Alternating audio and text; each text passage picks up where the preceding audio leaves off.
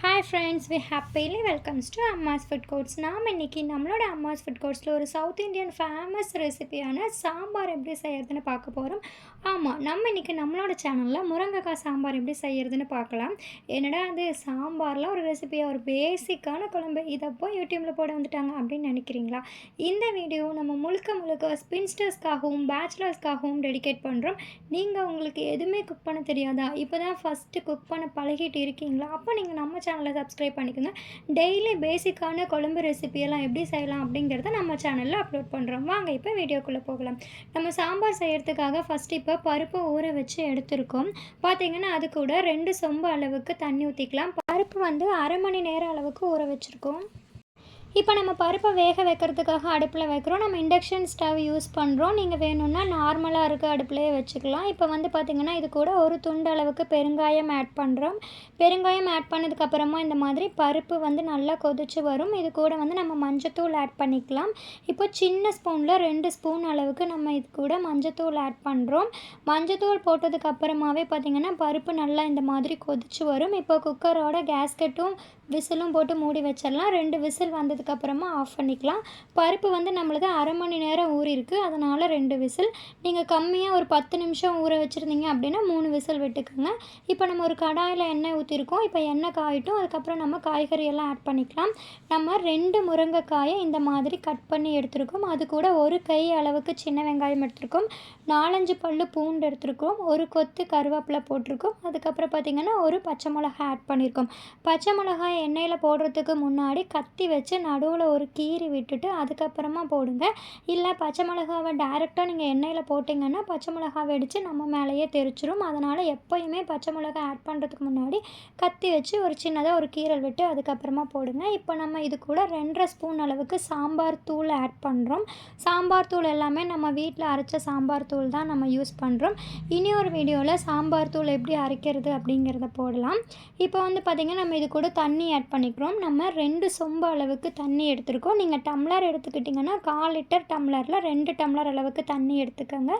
அது கூட இப்போ தேவையான அளவுக்கு உப்பு ஆட் பண்ணிவிட்டு நல்லா இந்த மாதிரி கலந்து விடுங்க.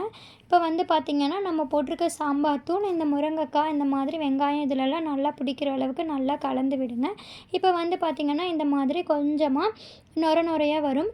இப்போ வந்து நம்ம தக்காளியை வந்து நம்ம முருங்கைக்காய் போடும்போதே ஆட் பண்ணியிருக்கலாம். நம்ம வந்து அதை ஸ்கிப் பண்ணிவிட்டு கடைசியாக ஆட் பண்ணுறோம். தக்காளி எப்போ போட்டாலுமே சீக்கிரமாக வெந்துடும், அதனால் எந்த பிரச்சனையும் இல்லை. அதனால் நம்ம இதுக்கப்புறமா தக்காளி ஆட் பண்ணிக்கிறோம். ஒரு சின்ன சைஸ் அளவுக்கு தக்காளி எடுத்துகிட்டு அதை இந்த மாதிரி நறுக்கி இப்போ நம்ம இது கூட ஆட் பண்ணிக்கலாம். தக்காளி ஆட் பண்ணதுக்கப்புறமா இந்த மாதிரி நல்லா கலந்து விடுங்க. நம்ம போட்டிருக்க வந்து சாம்பார் தூள் வந்து தக்காளிலையும் பிடிக்கிற மாதிரி இந்த மாதிரி கலந்து விடுங்க. இப்போ நம்ம வேக வச்சு எடுத்து வச்சுருக்கோம் இல்லையா, அந்த பருப்பை எடுத்துகிட்டு அந்த பருப்பை இது கூட நம்ம மிக்ஸ் பண்ணிக்கலாம். பாருங்கள், பருப்பு நல்லா மாவு மாதிரி வெந்து கிடச்சிருக்கு. அந்த பருப்பை இது கூட கலந்து விட்டுட்டு இந்த மாதிரி கலக்கி விடுங்க. இப்போ நம்ம முருங்கைக்காய் சாம்பார் வந்து ஆல்மோஸ்ட் ரெடி ஆயிடுச்சு. இப்போ நம்ம புளியை வந்து கரைச்சி எடுத்து வச்சுருக்கோம். அந்த புளி கரைசலை இது கூட எடுத்துக்கலாம். நம்ம ஒரு நெல்லிக்காய் சைஸ் அளவுக்கு புளி எடுத்து அதை தண்ணியில் கரைச்சி எடுத்து வச்சுருந்தோம். அந்த புளி கரைசலை தான் நம்ம இது கூட ஆட் பண்ணியிருக்கோம். கலந்துட்டு இந்த மாதிரி நல்லா கலந்து விடுங்க. இப்போ வந்து பார்த்திங்கன்னா நம்மளோட சாம்பார் நல்லா கொதிச்சு வருது. இப்போ இதில் ஒரு பிஞ்ச் அளவுக்கு பெருங்காயத்தூளை இந்த மாதிரி கலந்து விடலாம். அதுக்கப்புறமா கொஞ்சமாக கொத்தமல்லி தலையை நறுக்கி எடுத்து வச்சுருக்கோம், அதையும் ஆட் பண்ணிக்கலாம். ஆட் பண்ணிவிட்டு நல்லா கலந்து விடுங்க. இதுக்கப்புறமா நம்ம தாளிப்பு மட்டும் போட்டோன்னா போதும், நம்மளோட சாம்பார் வந்து ரெடி ஆயிரும். பாருங்கள், நல்லா சாம்பார் கொதிச்சு வரட்டும். இப்போ நம்ம இன்னொரு அடுப்பில் நம்ம தாளிப்புக்கு ரெடி பண்ணலாம்.